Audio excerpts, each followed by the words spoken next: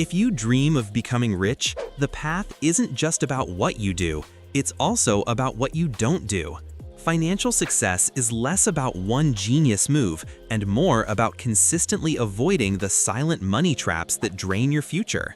The truth is, most people never build wealth not because they lack intelligence or opportunity, but because they commit repeatable financial sins that keep them chained to stress, debt, and scarcity.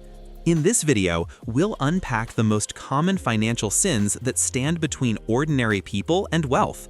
We'll explore why they happen, how they keep you stuck, and most importantly, how to break free. These are not abstract ideas. They are practical mistakes that, if corrected, can change the entire trajectory of your financial life. Sin 1. Living beyond your means. The fastest way to stay broke is to spend more than you earn. Lifestyle inflation disguises itself as progress. You get a raise, and suddenly your car, your apartment, and your wardrobe all get upgrades. But when expenses grow at the same pace as income, your savings rate stays flat, and you never create a gap for investing. The wealthy understand that freedom comes from widening the gap between earnings and expenses. To avoid this sin, freeze your lifestyle when income rises and channel the extra into a Sin 2. Ignoring high-interest debt. Credit cards and payday loans are wealth killers.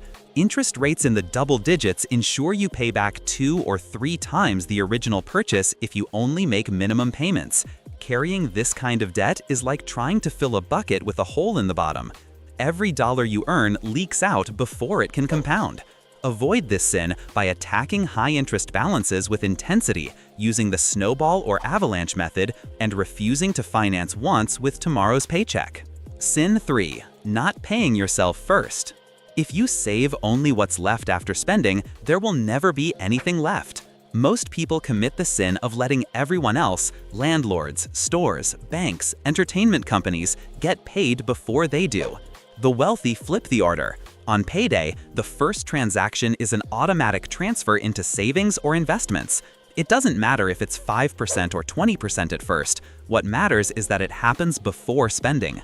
Pay yourself first, and wealth becomes inevitable over time. Sin 4. Neglecting to invest. Inflation silently erodes your money's value every year. Keeping all your cash in a savings account is not safety, it's slow loss. The sin of not investing is letting fear or ignorance keep your money idle. The wealthy let their money work for them through stocks, index funds, real estate, or businesses. You don't have to start big, you just have to start. Every dollar invested is a tiny employee working for your future. Avoid this sin by learning simple investing principles and automating contribution. Sin 5. Chasing status over security. Many people stay broke because they buy to impress, not to progress. The car, the watch, the latest phone, these may earn temporary admiration but do nothing for long-term security. This sin is fueled by comparison and social media's endless highlight reel. The cure is to define what enough means for you. When your identity shifts from consumer to builder, your purchases change. Security is silent, status is loud. Choose silence that compounds. Sin 6. Failing to track your money. What gets measured improves. What gets ignored decays. Too many people commit the sin of financial avoidance. They don't know their income after taxes, their monthly expenses, their debt balances, or their net worth. They live blind. Wealthy people run dashboards. They know their numbers and review them regularly. Tracking doesn't have to be complex. A simple budget app or spreadsheet will do. Avoiding this sin gives you clarity, and clarity creates better decisions. Sin 7. Relying on one income stream. Relying on a single paycheck is fragile. One layoff, one economic shock, one health crisis, and the entire system collapses.